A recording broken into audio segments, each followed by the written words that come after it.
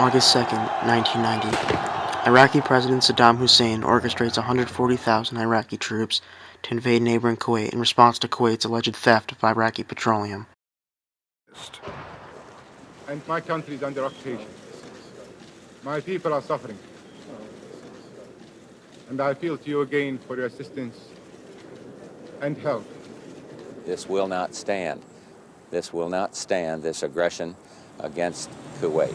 Within hours of Kuwait's appeal for emergency action, the UN Security Council met and adopted Resolution 660, which states, alarmed by the invasion of Kuwait on August 2, 1990, by the military forces of Iraq, determining that there exists a breach of international peace, the United Nations demands that Iraq immediately and unconditionally withdraw all its forces to the positions they were located on August 1, 1990. Iraq's aggressive expansion into Kuwait was a clear-cut violation of Article 1, Chapter 1 of the United Nations Charter, which states to maintain international peace and security and to take effective and collective measures for the prevention and removal of threats to the peace and for the suppression of acts of aggression. Although the UN was ineffective in enforcing its additional post-war goals in Iraq, which resulted in a dissolution of unity among UN members, based on the United Nations principles and global objectives, its initial response to Iraq's annexation of Kuwait was expeditious, unified, and thoroughly effective in restoring Kuwait's sovereignty.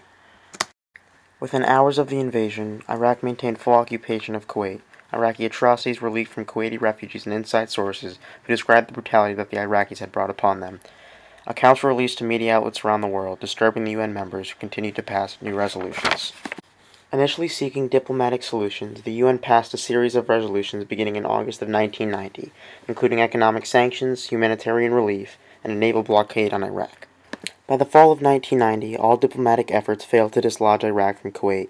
In the United States, President George H.W. Bush aligned congressional support, and together with other UN members, Operation Desert Shield, where the buildup of troops in Saudi Arabia was in full commence.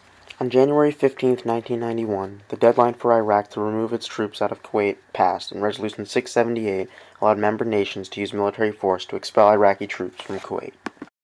This conflict started August 2nd when the dictator of Iraq invaded a small and helpless neighbor.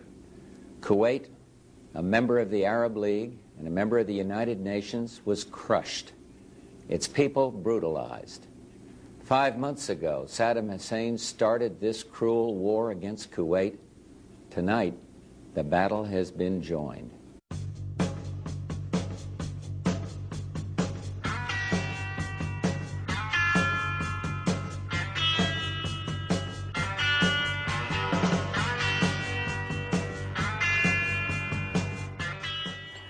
Two days later, a UN coalition commenced an aerial bombardment on Iraq, which ravaged their forces, but they still refused to retreat.